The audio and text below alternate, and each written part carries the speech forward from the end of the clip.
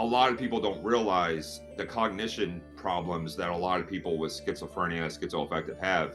So I think maybe incentivizing taking their meds, even if they don't acknowledge that they need it, and then try to find things so that people can have some kind of a life, because no one is going to take their meds without hope. Now that I have more hope, there are ways to get a job and just go out and have purpose, and I can focus on my art, but I'm not just completely hopeless. Eric Diaz is no stranger to the struggles people with addiction and severe mental illness experience. He has lived with schizoaffective disorder since he was a teenager and is now a tireless advocate for people with SMI and their families. He writes about the many issues and emotions associated with this in his novel, I Got Sober for This. Welcome to our podcast, Schizophrenia, Three Moms in the Trenches. From the place where schizophrenia and real life collide. East Coast, West Coast, Middle America. With Miriam Feldman, Mindy Greiling, and Randy Kay. Welcome to Schizophrenia, Three Moms in the Trenches. We are at episode 111, I think. And the title for this is Sane and Sober, something we can all relate to. Everyone deserves to recover. And nobody's going to disagree with that. Specifically, we're going to be talking in a little bit with author of a novel. We have a lot of nonfiction books that we talk about on the podcast, and we also have a lot of memoirs. This is a novel called I Got Sober for This, and it covers a lot of ground in the mental illness field. And it's a very unique novel with the main character being an attorney who, there it is, Mindy's holding it up if you're watching on YouTube. If not, yes, it's available on Amazon. The main character is an attorney who is enjoying his life since he quit drinking. He's defending somebody with schizophrenia. His brother's got schizophrenia. He's got two young kids. There's so many characters in there and so many issues that we're very delighted in a moment to talk to the author and find out about his background. And I mean, he does have schizoaffective disorder himself, I believe. So we want to know Eric's story and why he wrote the novel. And I have some questions on the story. But first, this is January 14th. Mimi was in Los Angeles last week. She's in New York now, and the fires are still going on there, and our hearts go out to everybody there. But I wanted to have a little mom-to-mom catch-up before we brought Eric on. And Mindy, why don't we start with you, because you're about to try to help your son. By the way, if you're new to the podcast, we're three moms with three sons. Our sons all have schizophrenia, and we've each written a best-selling book about our experience. And we've been doing this podcast. It's our 5th season to turn our stories into purpose and help other people. So welcome to the podcast if you're new. So Mindy, what were you about to share with us? Well, as our longtime viewers know, but in case there's anybody new watching, my son has been through the mill like all of our sons have. And Randy and I have kind of traded places in the last 4 or 5 years, where her son was working full time and doing really well. And now she'll tell her story in a minute. But Jim, who was in the depths of all these kinds of things, even when my book ended, is now to the point where we are trying to use a new program here in Minnesota that just started last summer. We have a pardon board that was actually created. Of course, there's one for people coming out of prison, and the president can pardon people and so forth. But this was created, I think, mainly for people using cannabis. But on the other hand, we had tried about 6 or 7 years ago to get Jim's record expunged. And we engaged an attorney. And before we could get that completed, he committed another crime. So then we had to wait actually 6 years, because you have to wait 4 years after a gross misdemeanor. And then it took a couple of years to get through probation and all of that sort of thing. So after all this time, the attorney now, the same attorney, is recommending not an expungement, but that we use this pardon board that is just started in Minnesota last summer. And so the thinking is, if people have turned their lives around and they were using substances, or we're going to try it now, if you had a serious mental illness in addition to using substances, can you have your crimes pardoned? So stay tuned. Randy's crossing her fingers. I'm crossing my fingers. I'm crossing my fingers. Crossing fingers, toes, and everything else. But right now, what we're doing is gathering letters. You have to have 6 letters that you can send to for the preliminary board to read, and then you make your case later. So we are almost done getting our letters, and that alone is making Jim joyous. And of course, me, the mother, too, because the letters are heartwarming. And I think Jim doesn't realize how much better he's doing and how people around him see that. So if your state doesn't have this opportunity, check with Minnesota and your legislators to try to get it enacted, because it could make the world, even going through it, even if we're not successful, we're feeling really good. But if we are successful, man, you're going to see a flood of tears from this mother. And I think of it for the listeners who have been listening to over 100 episodes, they've seen us go through ups and downs. And certainly, our listeners write on our Facebook page and write to us in fan mail. Just some people are just, we are moms still in the trenches. But you're climbing up the ladder, Mindy, which is great to get out there, which is awesome. So I will, and interestingly, when Eric comes on, a lot of what we're talking about, it is part of the novel. He clearly did a lot of research about, what lawyers go through to try to get their rights for their client, and I'm very excited to talk to him. My son is, so if you've been following, he's like on the verge of being homeless, and so we had a morning. I've been trying to move him out of his apartment so he doesn't get evicted.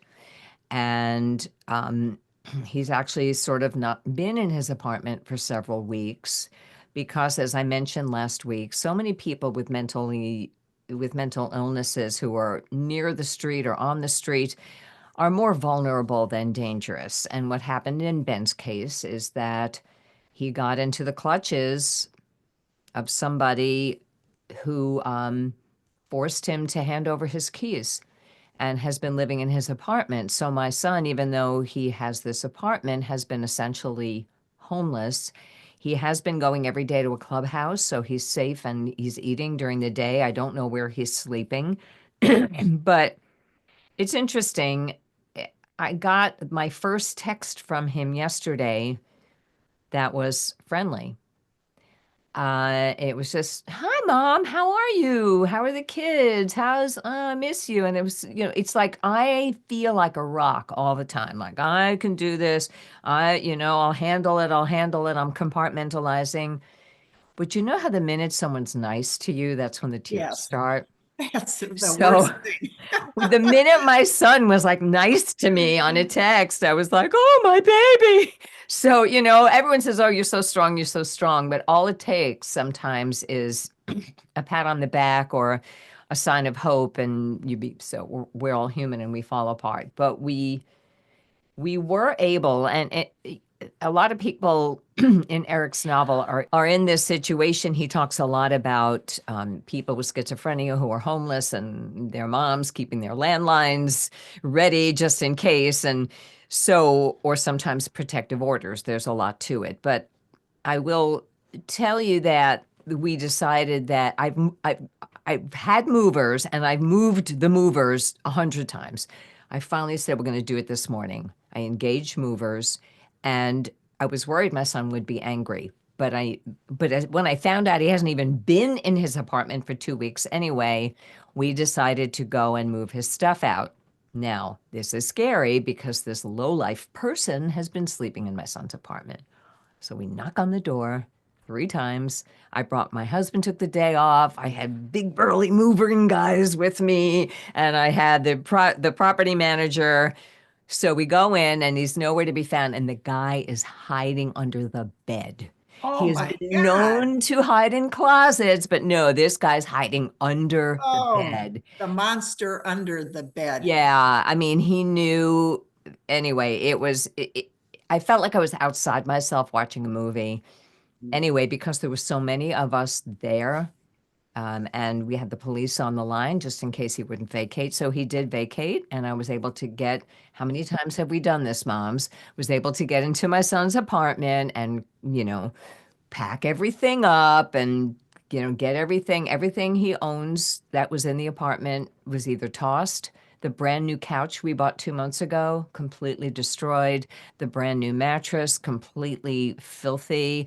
So we paid extra to have things brought to the dump, but whatever was salvageable is in the storage unit. And I feel like I was able to mother him today. And the way I handled it, because I didn't want him to think that I was kicking him out of his apartment. So I just texted him and said, we did you a favor today, and we made sure your possessions were safe by putting them in a storage unit. So when we find housing for you again, you'll have them. So Nice. instead of pushback, I got thank you and love you, mom. So, but I was so nervous. I was so nervous. Anyway, this guy, we found out his name because he gave this address to the food stamp people. Like he's getting mail at my son's apartment. So now we have his name, and we looked up his record, like assault and all kinds of things. So I texted my son and said, be careful, this guy's mad. So now I don't know what's going to happen, but it was an interesting morning. So a lot of these issues are coming up in the novel. Mimi, anything to add? You No, status I quo? want to hear everybody else's stuff today. Mine's just status quo. Okay, awesome. So why don't we bring on our guest, Eric Diaz. And in fact, I'm not going to necessarily give his bio. Eric, come on, enter and sign in, please. I'll read this. He's no stranger to the struggles people with addiction and severe mental illness experience. He's lived with schizoaffective disorder since he was a teenager. And he's written this novel, and he currently hosts a show for the National Shattering Silence Coalition YouTube channel. So we want to hear all about that. Eric, welcome to the podcast. Thank you so much for having me. I'm really happy to be here. Oh, we're happy. Wait, were you hearing our stories? Was that Yes, fun? I was here. Yeah, and as you know, since your novel is a lot about sobriety as well, the main character goes to AA meetings and is, found sobriety. Certainly drug abuse and alcohol abuse is part of my son's story right now and has been with Mindy's. So welcome. Why don't you tell us, why don't you start by telling us a little bit about your background and what brought you to write this novel? Well, my background was like the character Carl Betancourt. I have a brother with schizophrenia, and my biggest fear growing up was that I would develop schizophrenia too. So I was very afraid of that, and then it did happen. And then I was, of course, partially because my parents knew what to do because they had already had a child go through this. I was able to get intervention a lot earlier than he was. And I don't know if that was the only thing. I know schizophrenia is a spectrum, and not everyone, like I have schizoaffective disorder. I've heard different diagnoses from my brother. But yeah, but just like I wanted to write it from a book that, yes, I have a schizophrenia related disorder, but I'm also the brother of someone who needs a higher level of care, and it's always frustrating me when I'm trying to get help for him. I honestly don't think I am a certified peer specialist, and I haven't, not so much in person, but online, I encounter a lot of peer advocates that have absolutely no clue what they're talking about when you're talking about psychosis, anosognosia. Mm-hmm. And a lot of civil liberty groups are looked to when there's a tragedy, but they really shouldn't, because they don't like, I've referenced on my YouTube show, and I reference in the book the documentary from Frontline on PBS, The Right to Fail. The right to fail is giving someone the opportunity to take a class that might be a little over their head, get a job. It's not kicking someone out of the adult home and then adult homes in New York and invoking HIPAA, so that, well, we're not going to follow up because of HIPAA. Let's call it a Yeah. HIPAA shield. You So bring up, part yeah, of it was frustration that I didn't just want to write an angry diatribe of a book. I wanted to have a plot and do that, but that was kind of what we did. No. that was kind of how it started. I also my brother is on his medication now, but it was kind of like I was powerless. Like, if I know you three have probably tried to live with someone in full blown psychosis, and you mentioned earlier sometimes they bring people over to the house, and you have like people that are not healthy around, and the Mhm. drug use, and it's one of those things. It's a no fault brain disorder. You need to have a way to step in, and the family should not be the new hospital or asylum, and that's pretty much what's happened. But the book came about. There were two people. I don't have their names in front of me, but there were two inmates, and I call them inmates because if you ever go to the Stewart Detention Center, they're not detainees. Is just another word for inmate. They're pretty much wearing, like I talk about in the book, they have their jumpsuits. They have all prison jumpsuits. Were you incarcerated at any point, or? I was very fortunate that I never was. I was very fortunate, and but basically it started with there were two inmates with schizophrenia that completed suicide in 2018. So I was kind of thinking, well, my father had a very good job at Lockheed Martin, and my mother was able to dedicate a lot of time and not work to take care of us. Well, what happens to like a member of the immigrant community that doesn't really, the majority of Americans can't navigate the system. So I kind of wanted to incorporate that, and I could only imagine the families of people at the Stewart Detention Center when, like, because a lot of people are just blown away when their loved one has a problem, and you're just expected to not you're expected to just, oh, accept it. Well, and I think that's absurd. But part of the reason I wrote it is I love having creative outlets, and it was very empowering to be able to control something because I felt very powerless. So when Yes. You know what I found most fascinating about your book, and I actually discussed this with my son Jim, is the fact that you have a mental illness. Jim also has schizoaffective disorder, but you have this incredible amount of insight. And your book is written from the viewpoint of all three of us mothers, I think. You know, your main character understands so well and even says so, you know, what the mother is going through and how she's suffering, and in her old age she should be able to have a different relationship than having to always try to help this person, her son. I mean, and then you've got you know, the sorts of things you've been saying right now are sprinkled throughout your novel, with the same kind of viewpoints that families have. But when I told Jim about this, that here you are, someone with the same diagnosis label as he has, but yet you're seeing it from the viewpoint of people like me. Jim just found that delightful. He kind of chuckled at that. And so I wanted to ask you, did having your brother be ahead of you and having a more serious case than you were coming down with it, what you were afraid of, did that help you to know you had a serious mental illness, or did you have anosognosia for a while?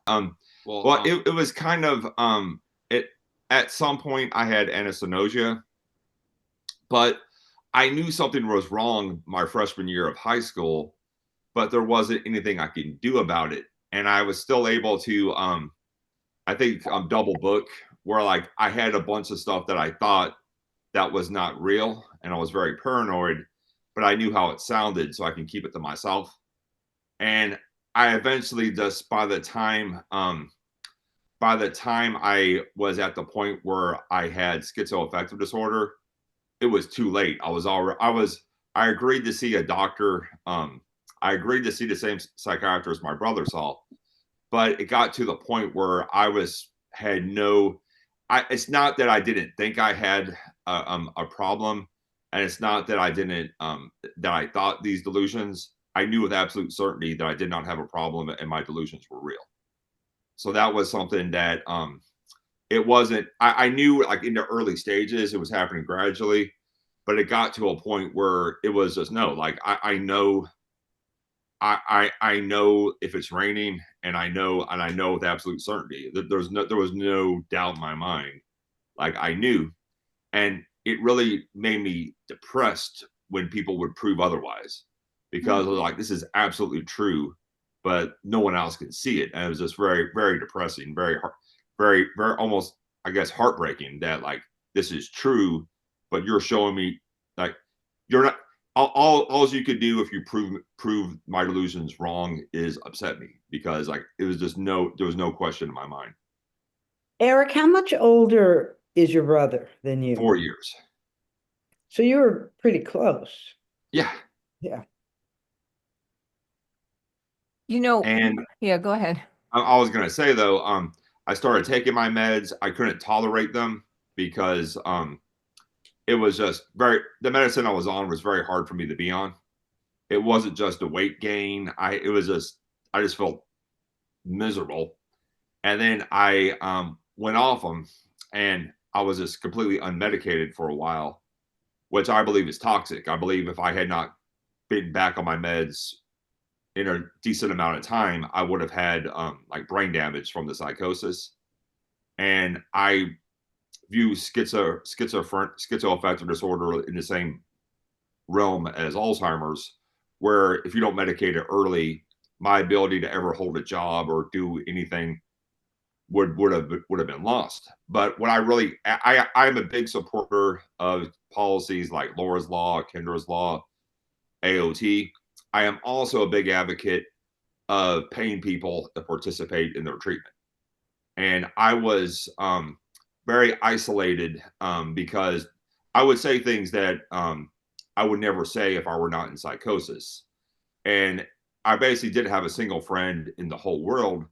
But when I would go to Emory University to be in a clinical trial, I would get paid $20, and it was just kind of fun to be there. So a lot of times, like every 2 weeks, getting money to participate in the trial. And I was never required to admit that I had a schizophrenia, that I had schizoaffective disorder. It was just all I had to do to participate was take my medication. And that was early on. I give the clinical trial at Emory a lot of credit for saving my life.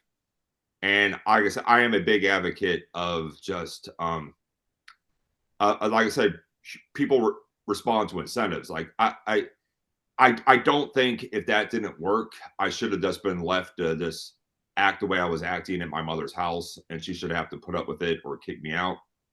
But on the flip side, there are ways that I think, yeah, that's like an emergency brake. I think there are a lot of things early on that would prevent a court order being necessary. But if the court order is necessary, still get the court order for the Laura's Law, the Kendra's Law, the conservatorship. Don't leave a human being out on the street. But yeah, I would like to see more early psychosis programs, just like I say, have incentives and just really focus on early psychosis, and making sure that and even the thing is, the older medication, I couldn't do a whole lot. My job at Wendy's was making the fries and cleaning the lobby, because a lot of people don't realize the cognition problems that a lot of people with schizophrenia, schizoaffective have are I was very dense. I could not do a lot of tasks. And there were a lot of things that I struggled with. And the weight gain was awful too. But it was one of those things that it's very stressful for someone with my I guess diagnosis to work, but not working is stressful too. just feeling worthless sitting around the house.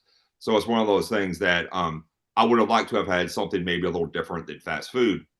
But in fact, I would have liked something better than, but at the same time, though, my current position is that I just started is as a supported employment specialist.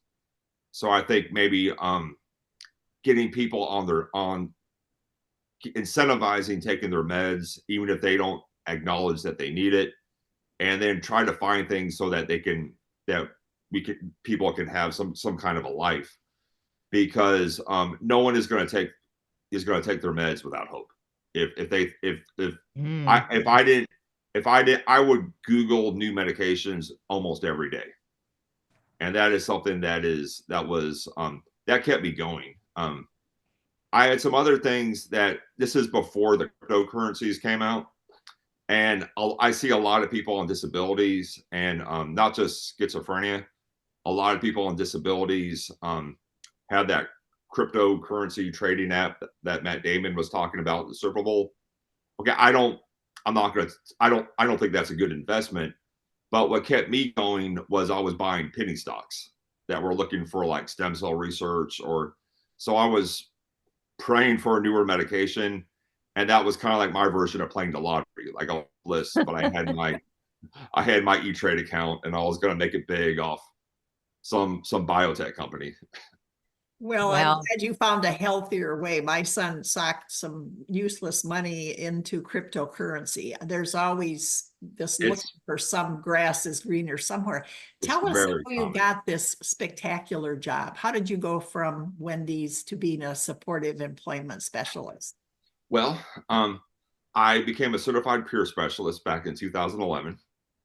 Worked briefly as a certified peer specialist, and then I went back to college. While in college, on my newer medication, I was able to get my GED. I wasn't able to do age appropriate coursework, even though I was in school, because, well, I say age appropriate, I wasn't really able to do college bound coursework in high school because of just my mental health. So I was able, with the help of tutoring from people with one man in particular from my church, helped tutor me to went to junior college, went to a 4-year school. And then from there, I worked at a substance abuse treatment center for 4 years. And then after working there, getting certified as a certified addiction counselor, I applied at our public mental health department to be a supported employment specialist. And that is something I feel so far, I'm still training. I won't have a caseload until March. But yeah, I pretty much, I would not be able to do this position if I were not on a newer medication and still had the cognition problems that I was having back in my early 20s. And it's great because now that I have more hope, I don't really feel the need for these get rich quick schemes. Like if I'm like, there are ways to get a job, and for me to get a job and just go out and have purpose, and I can focus on my arts, but I'm not just completely hopeless. Like, let me put it this way. At the treatment center I worked at, the clients are allowed to have cigarettes, but they can't leave the residential treatment facility. So I would go get the cigarette orders from the gas station, and you just have a line of people buying their lottery tickets. And it was really depressing. This looked like despair. Like these people, I don't, like I said, it's not my job to tell you how to spend your money, but they looked like they could really use the money that they were spending on lottery tickets. And I know a lot of people, not just, like I said, with schizophrenia, but also other disabilities that are just putting what little money they have into that crypto stuff, their crypto.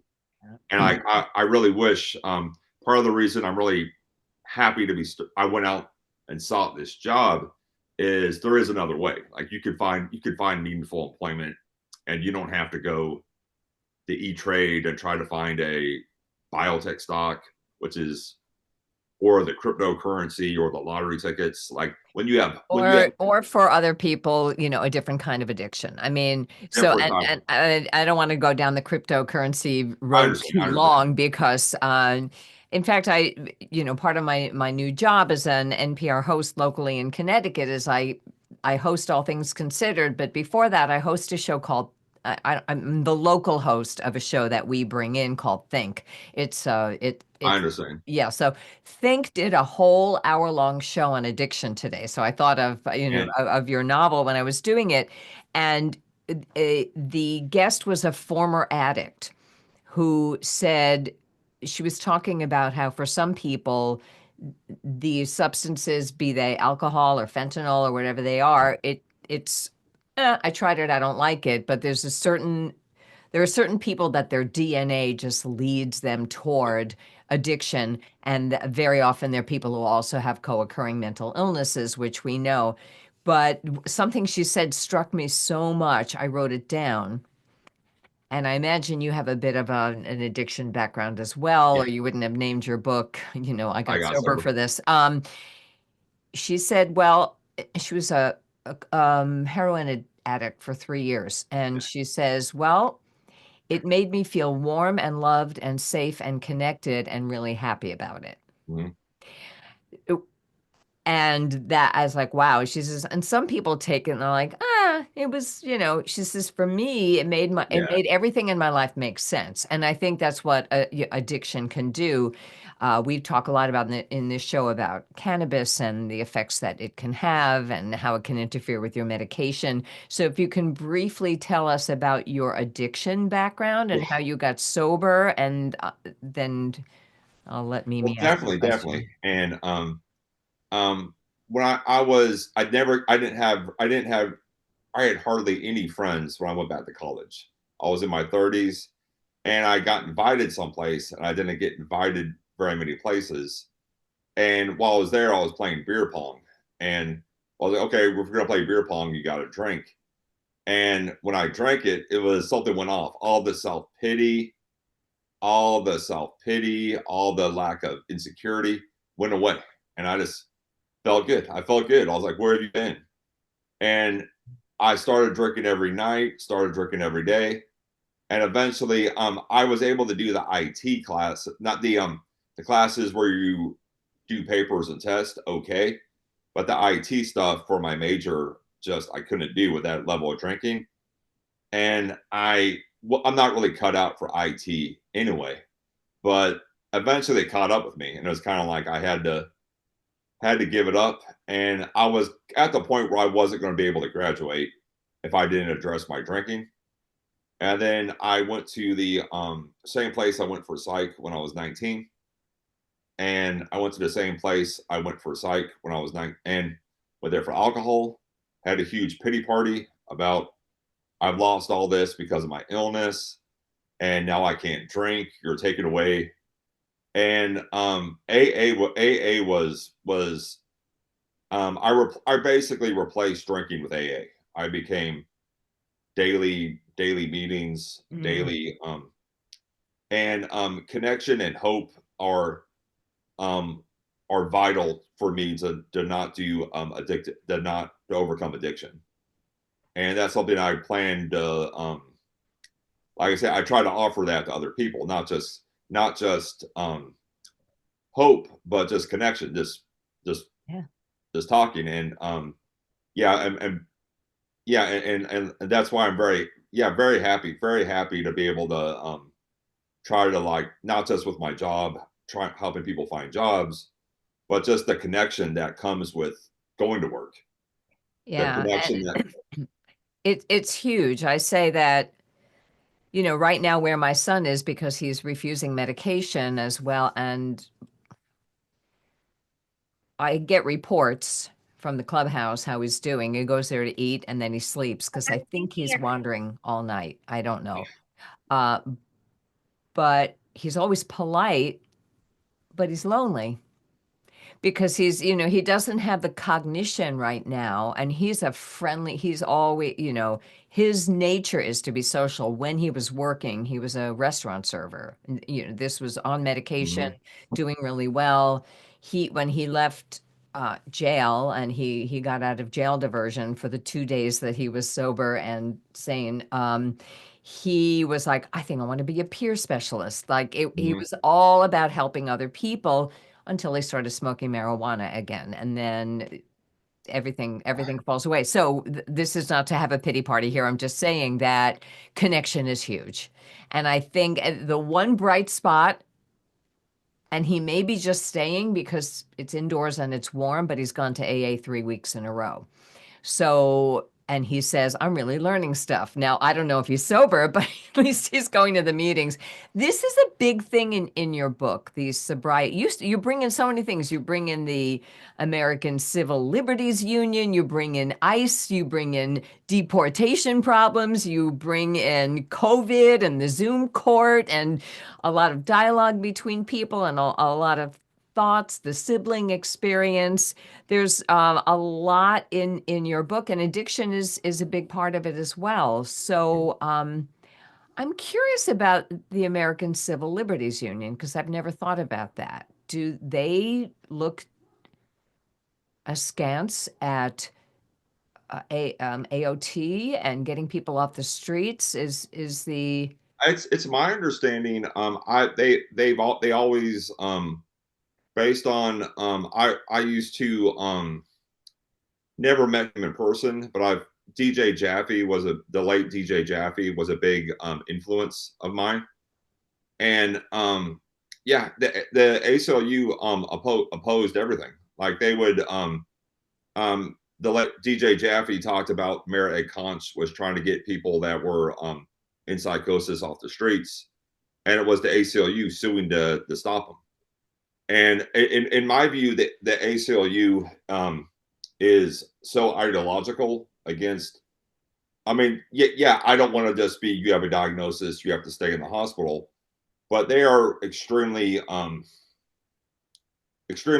ideological to the detriment of people in psychosis. Can I say, Randy, do you remember in the whole deinstitutionalization of the mental institutions, that was also driven by the ACLU to some degree, because they're tasked with protecting, a person's civil liberties, i.e. their autonomy, and that's a real gray area that we bump up against a lot.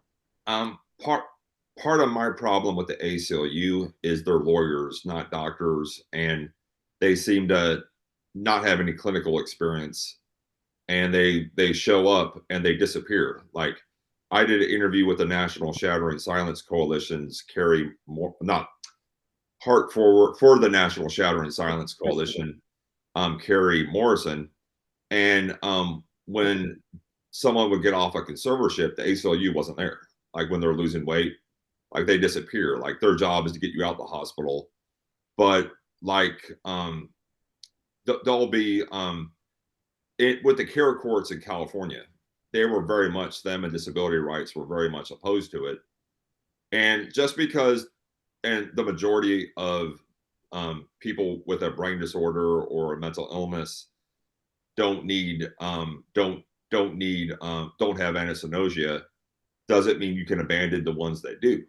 And I honestly think at this point, if you're still opposing, I get guardrails and safety, but at this point, after I followed Mark Rippey in Vacaville, California, I followed that play out for years. And so ACLU, for a listener who doesn't know, this was a man who was homeless, and just explain the story briefly for someone who doesn't know what it is.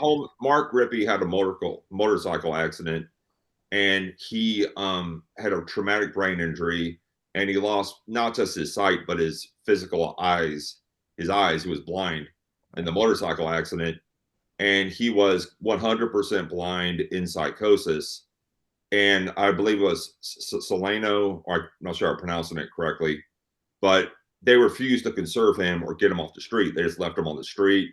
And there were instances of law enforcement would go get their picture taken with them to talk about outreach with the homeless, knowing full well the situation. and no one would do anything. They wouldn't take the calls of his sisters. Right. That's the And story. And his family was right there visiting him, helping him, and they could, yeah. his his So his many fam- issues. his family was desperate to do that, to get him off the streets. And at that point, it became, like I said, I used to try to reason with people, but after that, a lot of my courtesy kind of went away, because at that point you don't care. I don't think the ACLU disability rights, at that point, they did not care about that man. That is, you could bend yourself into pretzels. I don't even view him as dying. I view him as being murdered, because I maybe someone doesn't, and these, I don't know, these groups didn't view a life in an institution as worthy. And you know what? I wouldn't want to live my life in an institution either, but I don't think you should leave someone to die on the streets like that. And I've read, I believe it was Teresa, is it Pasquini? I've read her talk about that. He wasn't interested when her son with schizophrenia was in jail. And the thing is, I hear people say things like the hospital is just another jail. That's not true. It is pure hell for an inmate with schizophrenia in jail. Like, I know people that are in psychosis that are in Yeah. jail and prison. And the thing is, at this point, if you're still got that ideological mindset of no forced treatment no matter what, then you don't care about these people. Like, you're not going to walk up to someone in full blown, like in the book I talk about San Francisco. I've never seen anything like San Francisco. I even changed the location of the treatment advocacy center conference just so I could put my character, for other reasons too, but to put my character in San Francisco. I've never seen anything like. When I was reading your book, I thought, what conference was that? Did I miss it? But that you changed the location, so that explains that. See, control. I have to just say, so the ACLU, to me, 90% of the time, I think they're a wonderful organization, very needed. I've contributed to them. But on this issue, I agree with you 100%. And the most eloquent person I've ever heard speak, with the position that I'm guessing that I know we all have here, was an ACLU person from Canada. He was written about actually in one of Dr. E. Fuller Torrey's books, and his child got schizophrenia. And then he did a 180 from the ACLU that he'd been espousing and working for years, because he saw what this really meant. And so he spoke, there's always the person who's changed and seen the light often is the very best one to refute their own former opinion. And this man did. Well, absolutely. So we have about probably 5 or 10 minutes left. So I want to make sure that we cover. Mimi, did you have any questions or any thoughts that... No, I mean, I wanted to dig into this ACLU thing a little, because it's something I thought about a lot, but I think Mindy just summed it up real well there. Okay. I think the lawyer you talked about, if I would like to ask him, as a lawyer, why were you so opinionated about a medical need? That would be like, a lot of these lawyers, I hear them like a Venn diagram. It's where their issues overlap with certain other issues in that world. And so they have to deal with each other. I mean, doctors have to deal with lawyers, and lawyers have to deal with doctors. I get it, but the idea that, like I said, maybe so, but a lot of, like I say, a lot of lawyers with no clinical knowledge will show up and just have this like absolute, like, I'm fighting the system. But I try to be stay in my lane a little bit. Like, I know sometimes I go out, but like there's things that I'm just not knowledgeable of. I'm not just going to show up, and I like I said, I did a lot of research for my book. I went to the Stewart Detention Center. I didn't get to spend as much time there as I'd like. I was able to speak with people that have worked at the facility. or not work. I wasn't able to talk to people that worked at the facility, but I talked to a lot of people at the group, Era Furrow, that was referenced in the book. And even me, I'm like, do I know enough to write about this? And that was a big thing. With all That's a my question knowledge. I had. I know we're running short of time, so Randy, this will be my last question. You were, after all your discussion of lawyers and so forth, you have this main character is a lawyer, and you use a lot of lawyerly terms and settings and so forth. How did you research that? A lot of came from friends of mine and their families that have had justice involved individuals. And I was very grateful to have a friend of mine that was a lawyer look over a couple chapters for me. So I did have a lawyer look over some parts. That was very beneficial. Mhm.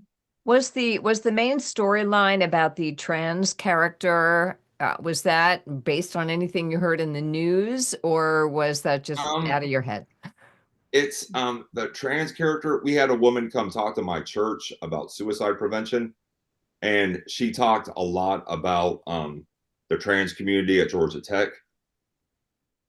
So a lot of that was that's where it originated. And remember, the trans community really tough time with detention. So Yeah. I decided that that would be that would be maybe a good character to add, because I had a woman come talk. I had a woman come talk to us, and I know a good bit of transgender people, and it was kind of as the story evolved, that was kind of how that character got there. And also, I wanted to tell the story of people that are struggling. So I wanted to kind of have, okay, so I didn't. That's one of the things that frustrates me with the ACLU is not only do I think they should be on my side, but I don't want to be cut off from advocating from other people that are struggling. I don't want to be like I can only advocate for people with schizophrenia. Like I want to fight for, say, trans rights, anyone's rights who is struggling. I want to be on their side. So Yeah. I thought that's how that character came to be. That's great. Thank you. So, I have a short question, and you can, which is, being that community is so important, do you now in your life have community? I have community. I have community. Awesome. And back to what I was talking about, hope and connection are help with all forms of addiction. All forms, not it's not the only thing you need, but hope and addiction, whether it be, say, the gambling or drugs, alcohol, overeating. I have that. Like I said, Carl Betancourt was a churchgoer, and so am I. And and I have my church community. I have the 12-step community. I have my work. I have friends, family, and that is vital to my recovery. That's wonderful. And one more thing I wanted to touch on is you are currently hosting a show for the National Shattering Science Coalition, and you interview people with lived experience. Yes, Anything you want to say about that? I love the National Shattering Silence Coalition. We do a lot of good for people like me. It's people with lived experience and clinicians and family. And I interview people. I haven't been able to do it consistently, but I do it when I can. And I like I said, I interviewed Carrie Morrison. I interviewed Linda. Is it Linda Carpenter? Can't Yeah. think. I Leslie interviewed Carpenter. Leslie Carpenter. Leslie Carpenter. I knew I had it wrong. Leslie Carpenter. I interviewed Brian Stetton that you guys had on. Okay. We have a lot of the similar guests, so that's great. Yes. All right. Well, thank you so much for joining us, Eric. Your sound's starting to cut out, so I think this might be time to end the podcast. This is going to be a fantastic podcast. Your book again is I got on my book again is I got sober for this. And the ellipses, it's not a question mark. It's good and bad. It goes on. So there's good stuff. There's good stuff after in recovery, and there's bad stuff in recovery. And like I said, I deal with it without alcohol, and it's like I said, check it out. And thank There you. you go. It's available on Amazon. And do you have a website or anything that people go to? Or I do not have a website at this time. okay, well, find the book. I Got Sober for This. Eric Diaz with an S. And thank you so much for joining us. Thank you. Thank you so much for tuning into this episode of Schizophrenia, 3 Moms in the Trenches. You can help out the podcast and help others by sharing the podcast and by subscribing wherever you get your podcasts and or on YouTube. And remember, you can reach us at mindygreiling.com, randyk.com, or miriam-feldman.com.